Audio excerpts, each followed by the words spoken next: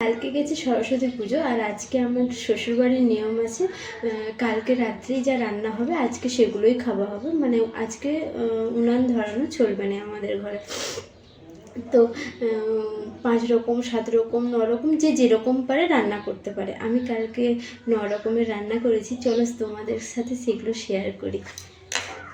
তো আমি করেছি এখানে পালং শাকের তরকারি, আর এখানে আছে ডাল, আর এখানে বড়া ভাজা, আর এখানে হচ্ছে সজনে ফুল দিয়ে চাটনি টমেটো, আর এখানে 3 রকমের ভাজা, একটা ফুলকপি আলু ভাজা, ওইখানে মেথি শাক আর টমেটো আলু দিয়ে ভাজা, আর এখানে আলু ভাজা, আর এখানে আছে গাজরের হালুয়া, আর এইটাতে আছে আমার পাঁপড়।